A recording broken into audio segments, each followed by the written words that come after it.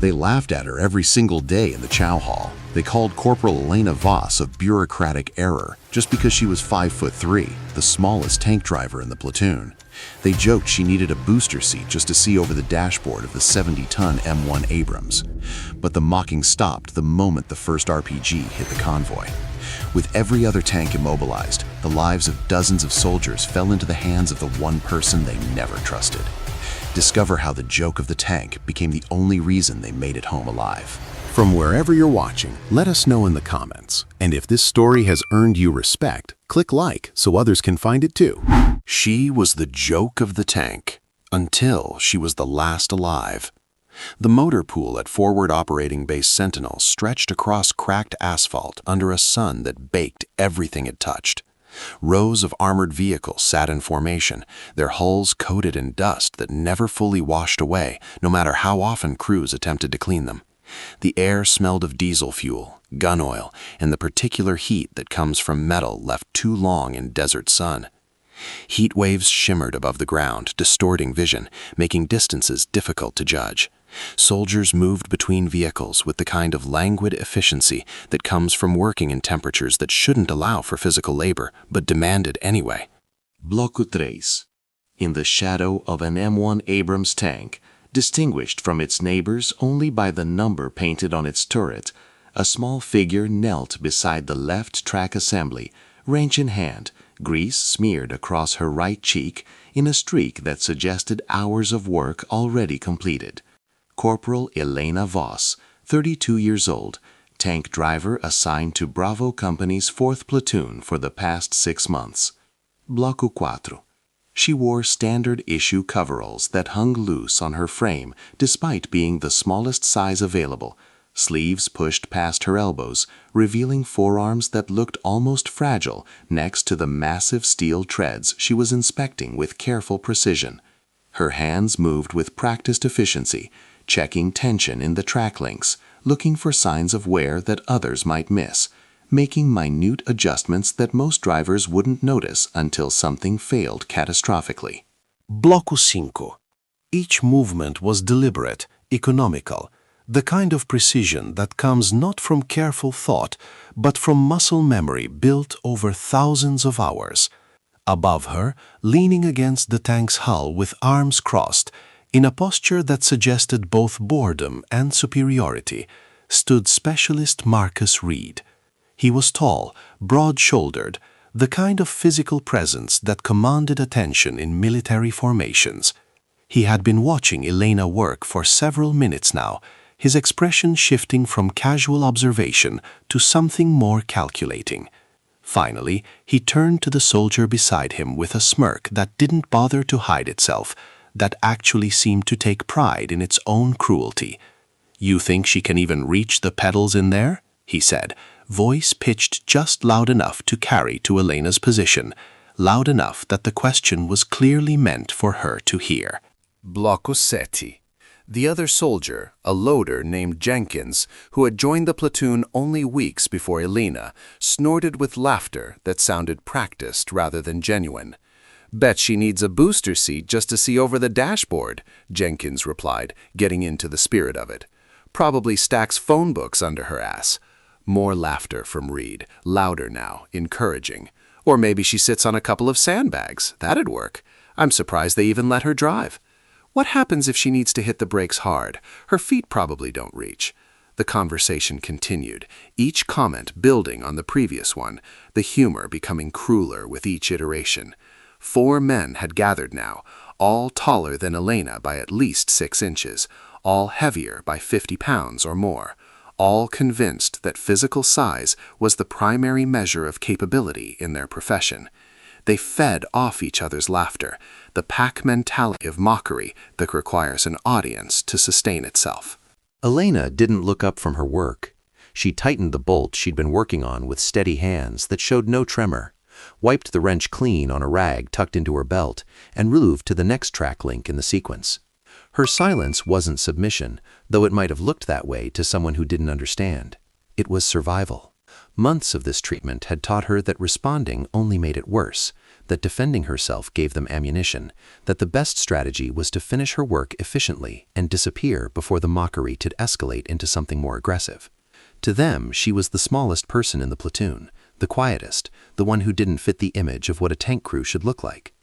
They saw her size and assumed she couldn't handle the physical demands of operating a 70-ton vehicle across hostile terrain.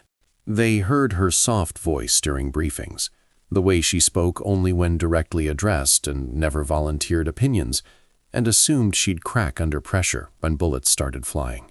They watched her eat alone in the chow hall, always at a corner table with a book or paperwork, and assumed she was weak, isolated, not one of them, someone who had been assigned to their unit by bureaucratic error rather than merit. What they didn't see, what they had never bothered to look for, was the precision in every movement she made, the way her hands knew the Abrams the way a pianist knows their instrument, with an intimacy that went beyond technical knowledge into something closer to instinct. The fact that she had been driving tanks for 8 years, longer than anyone else in the platoon, longer than some of them had been in the army, longer than Reed had been old enough to enlist.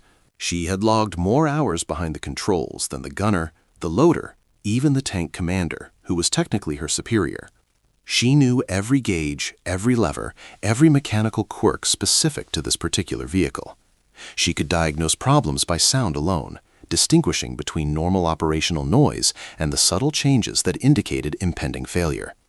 She knew every sound the engine made when oil pressure dropped by even 5 psi, when the transmission was starting to overheat, when the track tension needed adjustment.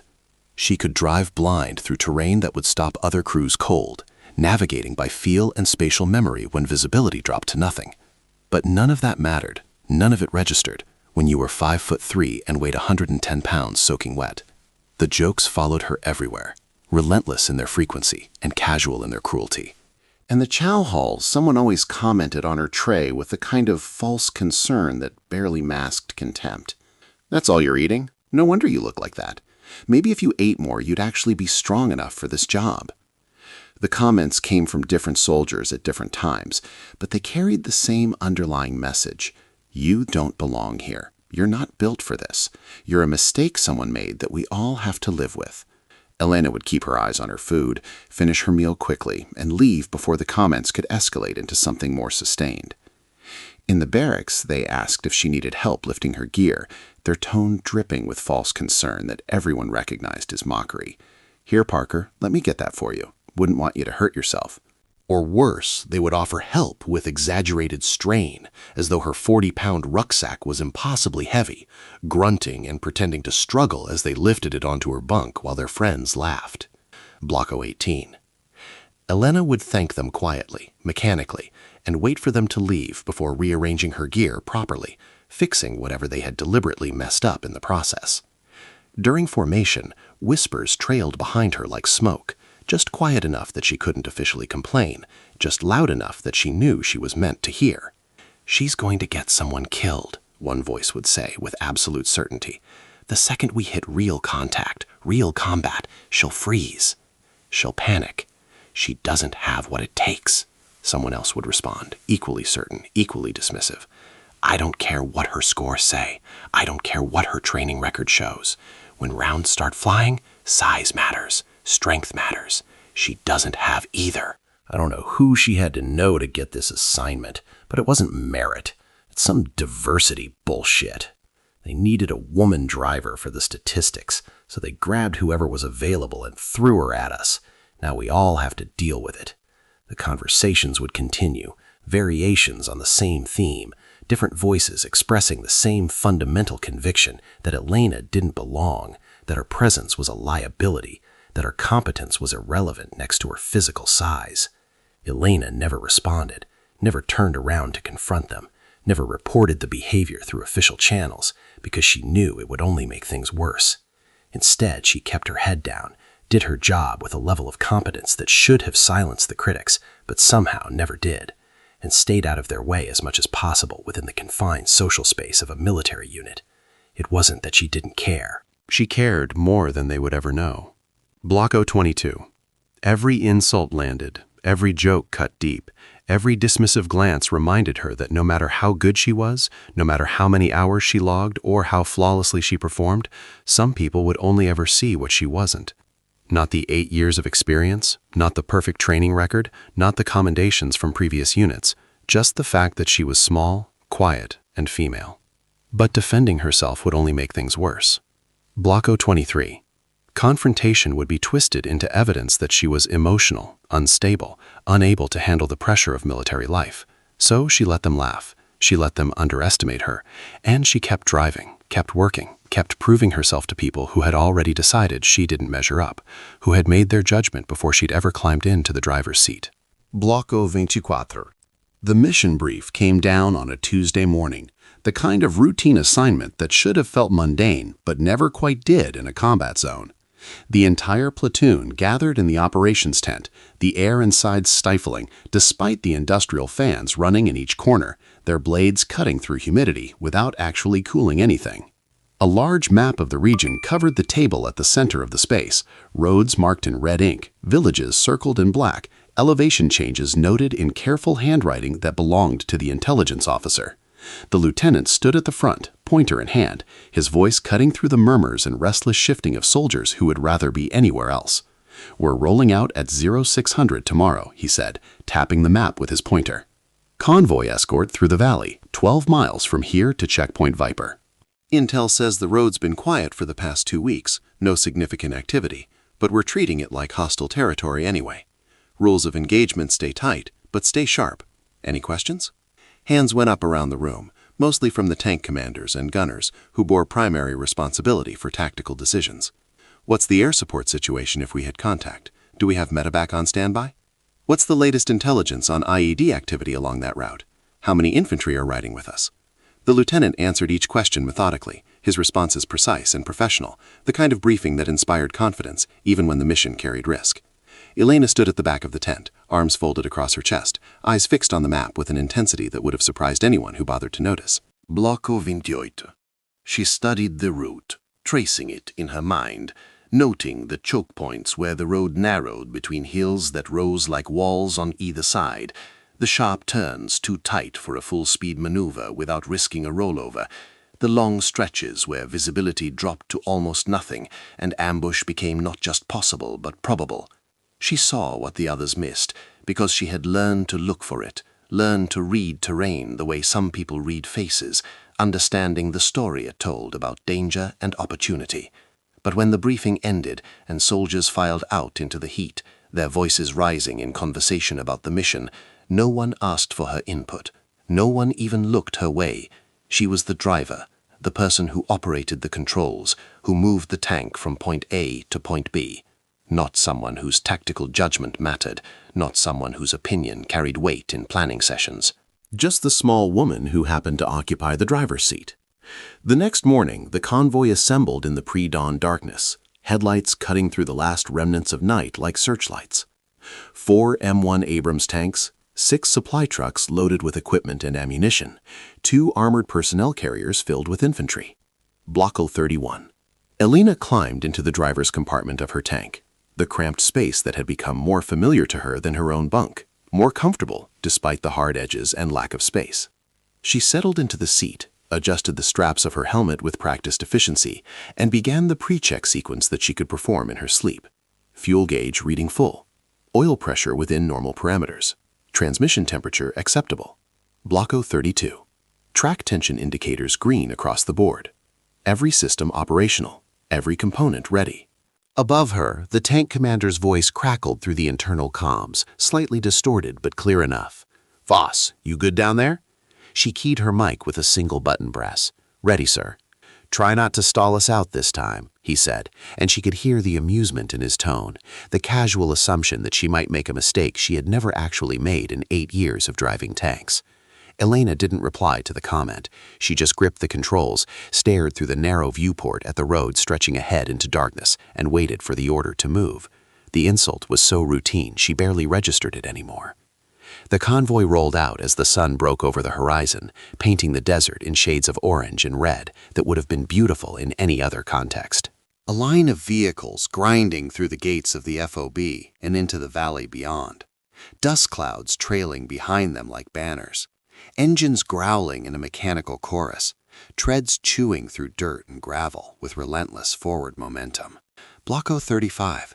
The landscape was barren, all rock and scrub brush, hills rising on either side like the walls of an ancient canyon, carved by forces beyond human comprehension. For the first hour, everything was quiet, in a way that should have been reassuring, but somehow wasn't. The road stretched long and empty, winding through terrain that offered excellent sight lines for observation, and equally excellent positions for ambush. Block 036. The kind of quiet that felt wrong, that made experienced soldiers check their weapons and scan the ridgelines with increased attention. Elena kept her hands steady on the controls, eyes constantly scanning the terrain through the limited viewport, reading the ground the way she always did. Block 37. Noting where the road surface changed texture, where drainage patterns suggested soft ground that could bog down a vehicle, where rocks jetted up at angles that could damage track links if approached incorrectly. Above her, the gunner's voice broke the silence, tension evident in every syllable. Feels wrong out here. Too quiet. Like they're watching us. Block 38. The tank commander didn't respond immediately, and when he did, his voice carried the weight of someone trying to convince himself as much as his crew. Intel said the road's been clear. Just stay alert. Elena said nothing, but her hands tightened slightly on the controls. She had learned to trust her instincts over the years, and right now every instinct was screaming that something was about to go very wrong. Bloco 39. She just drove, maintaining her position in the convoy formation, keeping the proper distance from the vehicle ahead, adjusting speed smoothly when the road dipped into shallow valleys or climbed over rocky rises. Professional, competent, invisible. The first sign of trouble came when the lead tank slowed unexpectedly, its brake lights flashing red in the growing daylight. Static burst through the radio, followed by the lead commander's voice, tense and controlled. "We've got debris on the road ahead. Possible IED placement. Halt the convoy. Engineers forward." Elena brought the tank to a smooth stop, engine idling low, the vibration humming through the floor and into her bones. She watched through the viewport as combat engineers moved forward on foot, walking with the careful deliberation of men who knew that one wrong step could be their last, scanning the ground with metal detectors that beeped and whined. Block 41. Minutes stretched into 10, then 20, then 30. The tension in the air thickened with every passing second, becoming almost palpable, something you could taste in the back of your throat. Soldiers shifted restlessly in their positions, fingers hovering near trigger guards, eyes scanning the hills for movement. And then the world exploded into violence and chaos. The blast hit the lead tank from the left side, a rocket-propelled grenade tearing through the air with a sound like ripping fabric and slamming into the turret with devastating force. Fire erupted in a ball of orange and black, smoke billowing into the sky in thick columns, pieces of metal raining down like deadly confetti. The radio erupted with screaming voices, overlapping transmissions, orders shouted over chaos, panic bleeding through every word. Contact left, contact left. RPG, 9 o'clock.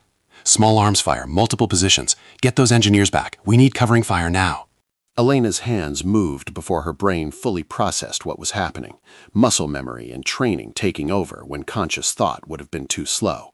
She slammed the tank into reverse, pulling them back from the kill zone as rounds pinged and cracked against the armor with sounds like hammers on an anvil. Above her, the gunner swung the turret with mechanical precision, the main gun thundering as it returned fire, the recoil so violent it shook the entire 70-ton frame like a toy.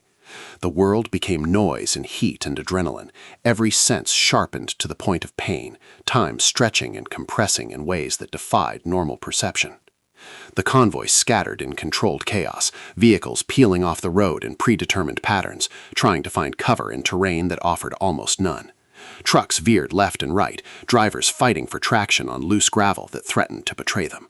Personnel carriers backed up rapidly, their rear ramps already lowering to deploy infantry who would provide suppressing fire. Block 046. Tanks maneuvered for tactical positions, searching for angles that would let them return effective fire without exposing vulnerable sides to enemy rockets. Insurgents poured fire from the hills, muzzle flashes winking in the shadows like malevolent stars, rockets streaking across the valley in trails of white smoke that left contrails in the dust-filled air. Block 047. The ambush was coordinated, disciplined, executed with a level of tactical sophistication that suggested professional training rather than improvised resistance. Elena's tank commander barked orders, his voice sharp and controlled, despite the chaos erupting around them, the professional veneer holding even as death reigned from above. "Voss, get us to that ridge, 2 o'clock, 300 meters, move now!" Block 048. She didn't hesitate, didn't question, didn't allow fear to override 8 years of training. She threw the tank into gear and drove hard, treads grinding over rocks and uneven ground with a sound like continuous thunder, the 70-ton machine surging forward like a charging animal driven by pure mechanical force. Rounds cracked against the hull, some deflecting with metallic shrieks that left scars in the armor plating, others punching shallow divots before ricocheting away. Block 049. Dirt geysered up around them in fountains where heavy machine gun fire struck the ground, kicking up stones that rattled against the undercarriage. Elena didn't flinch. She just drove, eyes locked on the terrain, hands adjusting speed and angle with the kind of precision that came from years of practice no one had ever acknowledged, years of training no one had valued until this exact moment when lives depended on it. Bloco 50. They reached the ridge, and Elena pulled the tank into a perfect hull-down position, exposing only the turret while keeping the vulnerable body protected behind the rise of earth and rock. The gunner fired again, the cannon's recoil brutal enough to lift the front of the tank slightly off the ground, the spent shell casing ejecting with a metallic clang that rang through the cramped compartment. The loader worked with frantic efficiency, sweat pouring down his face in rivulets despite the temperature control, feeding the next round with hands that trembled but never fumbled. For the next 20 minutes, the battle raged with an intensity that made time feel elastic and strange, minutes feeling like hours and seconds stretching into eternity. Insurgents poured fire from multiple well-concealed positions, coordinated and disciplined in a way that suggested professional military training and careful planning. Rockets streaked across the valley in waves, some impacting harmlessly against rocks with thunderous explosions, others finding targets with devastating accuracy that spoke to experienced gunners. Small arms fire rattled like hail against armor, a constant percussion that never quite stopped, punctuated by the deeper boom of RPGs and the crack of sniper rifles. One by one, the other tanks in the platoon took hits that changed everything, that transformed the tactical situation from difficult to desperate. The second tank's left track was blown off by an RPG that struck with perfect precision at the junction point, severing the heavy steel links and sending them spinning across the ground like broken chains. The tank slew violently sideways, immobilized in the middle of the road, blocking the path for vehicles behind it and creating a choke point that made everything worse. Bloco 55. The crew bailed out under fire, taking cover behind the disabled hull while the tank commander screamed into the radio for combat engineers. The third tank took a rocket directly to the engine compartment, the shaped charge punching through the rear armor and igniting something critical inside. Thick black smoke poured from the rear vents in columns that blotted out the sun, flames licking out from seams in the plating with orange fingers. Bloco 56. The crew abandoned the vehicle at a desperate run, diving into a drainage ditch as ammunition inside began to cook off with sharp popping sounds that escalated into sustained detonations. The fourth tank tried to maneuver around the wreckage, the driver pushing hard to find an alternate route that would get them back into the fight. But the terrain betrayed him in a way that no amount of skill could overcome. Block 57. The tank drove into soft ground near what had once been a seasonal riverbed, treads spinning uselessly in soil that turned to quicksand under 70 tons of weight, digging deeper with every desperate attempt to move. The engine roared with mechanical strain, transmission howling in protest, but physics was an implacable enemy. The tank settled at a steep angle, stuck fast, unable to contribute anything but stationary fire from a position with limited fields of view. Block 58. Elena's tank was the only one still fully operational, the only one with mobility, full firepower, and a crew still fighting effectively from an advantageous tactical position. The radio was complete chaos now, voices overlapping in a cacophony of desperate communication that bordered on panic. Block 59. Tank commanders screamed for support, calling for air cover that wouldn't arrive for another 30 minutes minimum, because other operations across the theater had priority, because resources were stretched impossibly thin, because war doesn't care about perfect timing or urgent need. Block 60. Infantry radioed casualty reports and voices that cracked with stress, medics calling frantically for medevac helicopters, combat engineers shouting about suspected IEDs and unexploded ordnance that made movement deadly. The convoy was pinned, exposed on terrain that offered minimal cover, bleeding personnel and combat effectiveness with every passing minute. Elena's tank commander leaned down, his face pale. "Voss, we're the only one left that can move. Block 61.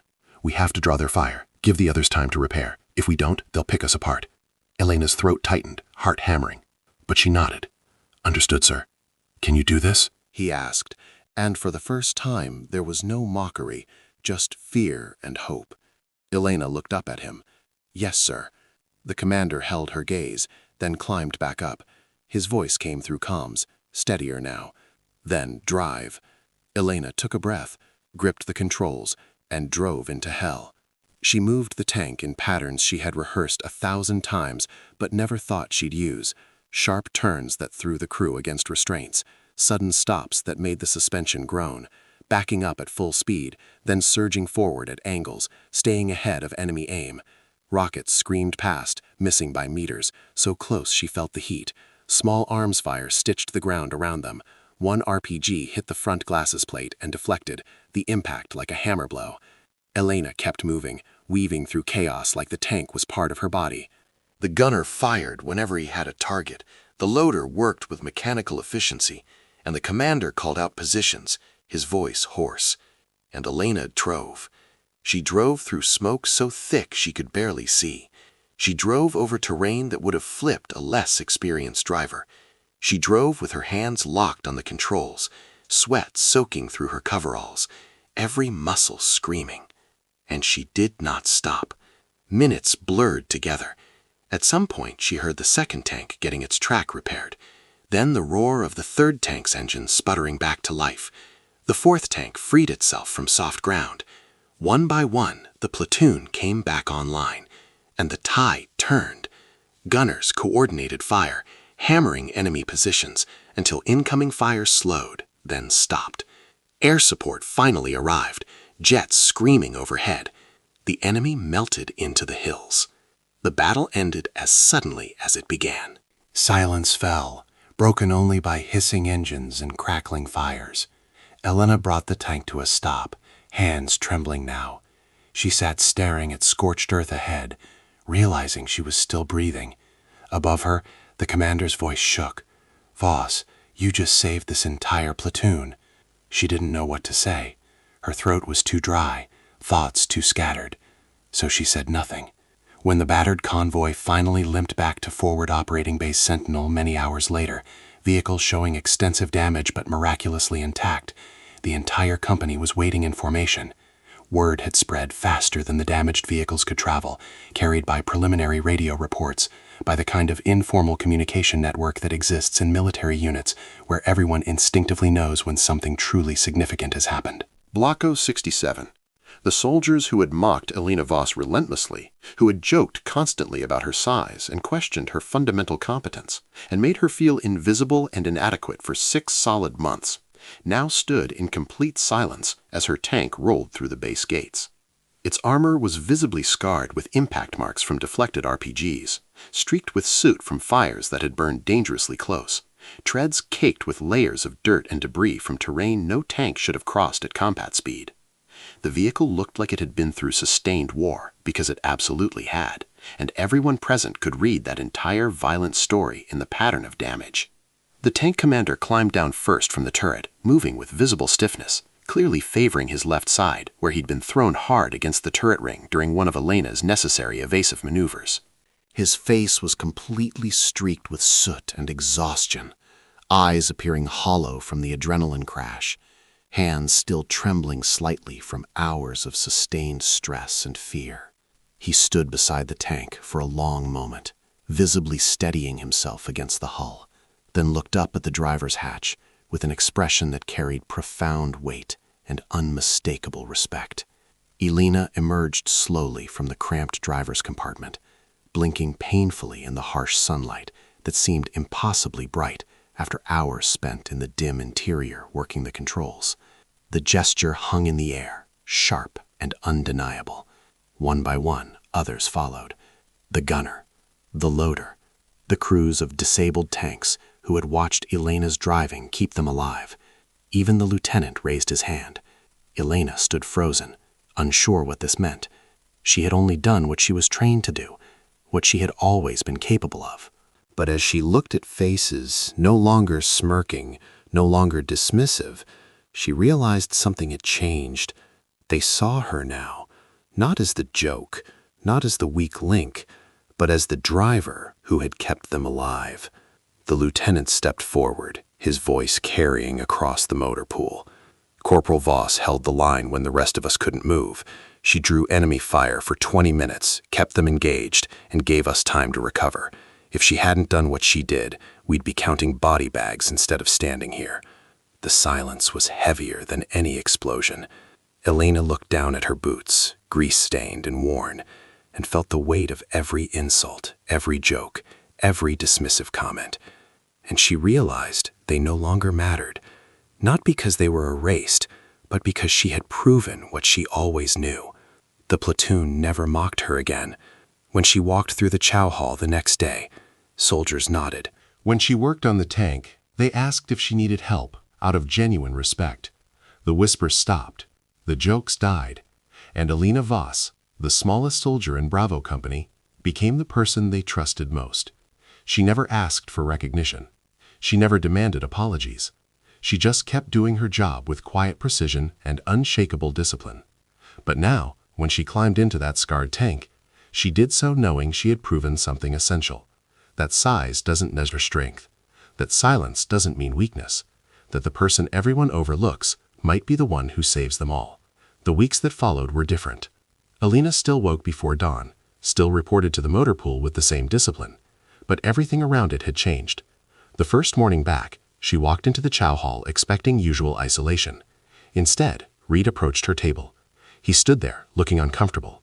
"Mind if I sit?" Elena looked up, surprised. She gestured to the chair. Reed sat down. For a moment, neither spoke. Then he cleared his throat. "I owe you an apology. The booster seat comment. The jokes. All of it. I was wrong." Elena studied him. "You don't have to apologize." "Yeah, I do. You saved my life. You saved all of us. And I spent months making you feel like you didn't belong. That was wrong." Elena nodded. Reed ate in silence, then spoke again. "How long have you been driving tanks?" 8 years. 8 years, Reed repeated, shaking his head.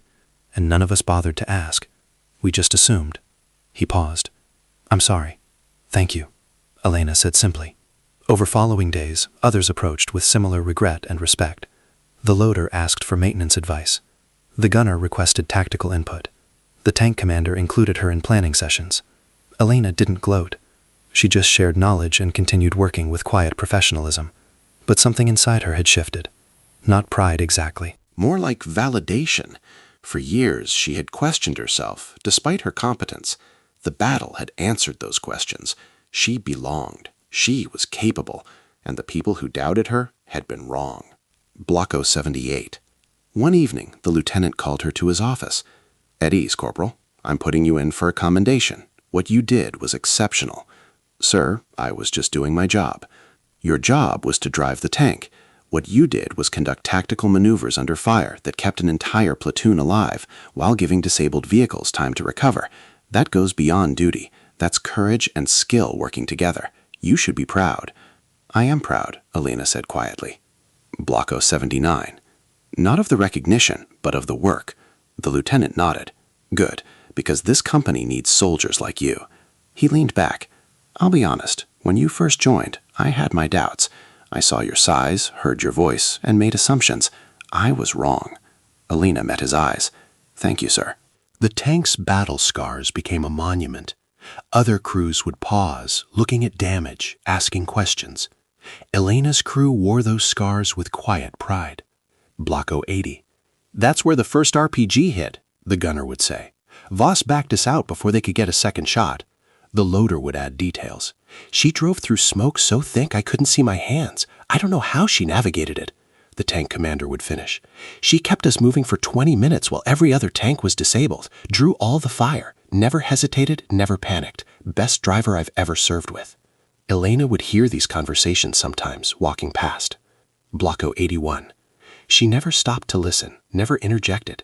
She just kept walking, a small smile touching her mouth. One afternoon, a new group of soldiers arrived, fresh from training. Elena watched them from across the motor pool, remembering what it felt like to be new, searching for a place to belong. One of the new arrivals, a young woman barely 20, approached hesitantly. She was small, even smaller than Elena, with nervous eyes. "Excuse me, Corporal? Are you Elena Voss?" "Yes." The young woman's face brightened. "I heard about what you did, the convoy ambush. They told us about it in briefing, said you held the line when everything failed." Elena felt uncomfortable. "I just did my job." The young woman shook her head. "No, ma'am, you did more than that. You proved something." She hesitated. "I'm a driver too, and when I got here, some of the guys made comments about my size, said I'd never be able to handle an Abrams, said I should transfer to supply." Elena felt something tighten in her chest. "What's your name?" "Private Moss, ma'am." Elena studied her, seeing herself. "Listen to me, Private. Your size doesn't matter. What matters is your competence, your discipline, and your willingness to do the work, even when people doubt you. They will doubt you. They'll make jokes. They'll assume you're not capable. Prove them wrong. By being so good, they can't ignore you."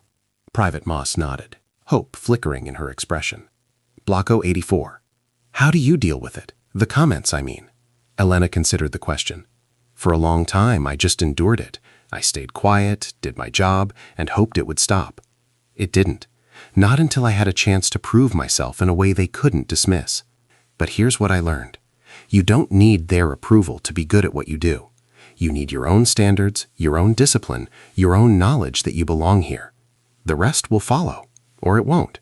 But either way, you'll know who you are." Private Moss's eyes glistened. "Thank you, ma'am." Elena watched her walk away, shoulders straighter, and realized this was part of what the battle had given her. Not just validation, but the ability to offer it to others, to be the person she had needed when she first arrived.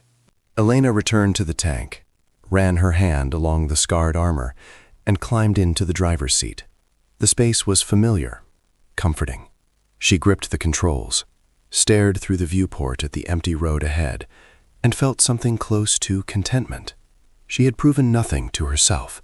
She had always known what she was capable of, but she had proven everything to the people who mattered, and in doing so, she had changed not just how they saw her, but how they saw the next person who didn't fit their expectations. The tank's engine rumbled to life beneath her, steady and powerful, and Elena drove forward into whatever came next.